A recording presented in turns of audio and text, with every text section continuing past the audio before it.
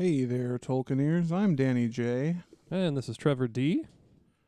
and we are two-thirds of Keep Keep on on Tolkien. Tolkien. Yeah. This is a little companion piece that we're hammering out. Joel had to go home for the night because he has a life. Yay, work. Yeah, work, and he lives in Minneapolis, which is kind of far from here. So anyway, big up to Joel. He had to go. But me and Trevor are going to do this little companion piece that I promised you in the first episode of the Men series.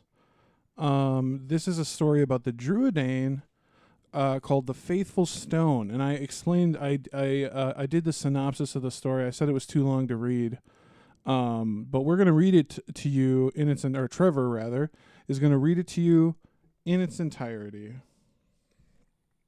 All right, gang. Here we go. The Faithful Stone. On a time, there was a Droog named Aghan, well known as a leech.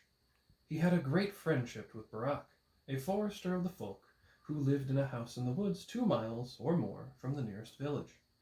The dwellings of Aghan's family were nearer, and he spent most of his time with Barak and his wife, and was much loved by their children.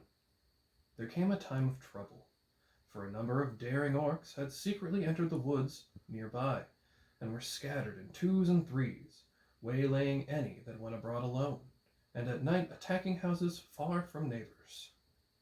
The household of Barak were not much afraid, for Aghan stayed with them at night and kept watch outside. But one morning he came to Barak and said, "Friend, I have ill news from my kin, and I fear I must leave you a while.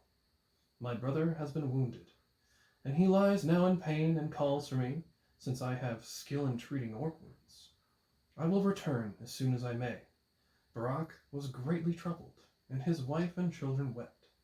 But Aghan said, "I will do what I can. I have had a watchstone brought here and set near your house." Barak went out with Aghan and looked at the watchstone. It was large and heavy, and sat under some bushes not far from his doors. Aghan laid his hand upon it, and after a silence said, "See, I have left it with some of my powers. May it keep you from harm." Nothing untoward happened for 2 nights, but on the 3rd night Barak heard the shrill warning call of the Droogs, or dreamed that he had heard it, for it roused no one else. Leaving his bed, he took his bow from the wall and went to a narrow window, and he saw 2 orcs setting fuel against his house and preparing to kindle it. Then Barak was shaken with fear, for marauding orcs carried with them brimstone or some other devilish stuff that was quickly inflamed and not quenched with water. Recovering himself, he bent his bow, but at that moment, just as the flames leapt up, he saw a Droog come running up behind the orcs. One he felled with a blow of his fist, and the other fled. Then he plunged barefoot into the fire, scattering the burning fuel and stamping on the orc flames that ran along the ground. Barak made for the doors, but when he had unbarred them and sprang out, the Droog had disappeared. There was no sign of the smitten orc. The fire was dead, and there remained only a smoke and a stench. Barak went back indoors to comfort his family, who had been roused by the noises and the burning reek. But when it was daylight, he went out again and looked about. He found that the watchstone had gone, but he had kept that to himself. "Tonight I must be the watchman," he thought. But later in the day Aghan came back and was welcomed with joy. He was wearing high bushkins, such as the Droogs sometimes wore in hard country, among thorns or rocks, and he was wary. But he was smiling and seemed pleased, and he said, "I bring good news. My brother is no longer in pain and will not die, for I came in time to withstand the venom. And now I learn that the marauders have been slain, or else fled. How have you fared?" "We are still alive," said Barak, "but come with me, and I will show you and tell you more." Then he led Aghan to the place of the fire and told him of the attack in the night. "The watchstone has gone. Orc work, I guess. What have you to say to that?" "I will speak when I have looked and thought longer," said Aghan. and then he went hither and thither, scanning the ground, and Barak followed him. At length Aghan led him to a thicket at the edge of the clearing in which the house stood. There the watchstone was, sitting on a dead orc, but its legs were all blackened and cracked, and one of its feet had slid off and lay loose at its side.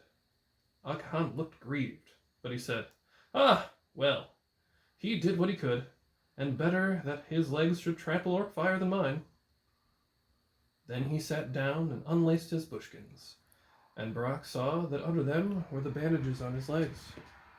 Aghan undid them. "They are healing already," he said. "I had kept vigil by my brother for 2 nights, and last night I slept. I woke before morning came, and I was in pain, and found my legs blistered. Then I guessed what had happened.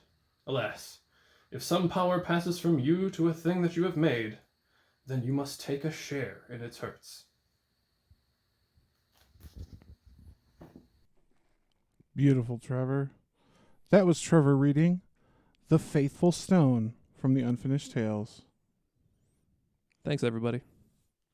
Thanks, guys. This has been your companion piece for episode 82. Let's call it 82.5. How about that? I like it. 82.5. Yeah, 82.5. In between the two parts. So, yeah, guys, thanks for listening to KOT always. We love you. We've been loving this Men series, right? Yeah, tons of cool stuff I had no idea about. Yeah, we just recorded part 2, and we're super stoked to be bringing it to you guys. So stay tuned for part 2. All right, guys, I'm Danny J. I'm Trever D. And we are 2/3 of Keep on Tolkien. Our Intulava dudes and dudettes and non-binary friends. Goodbye.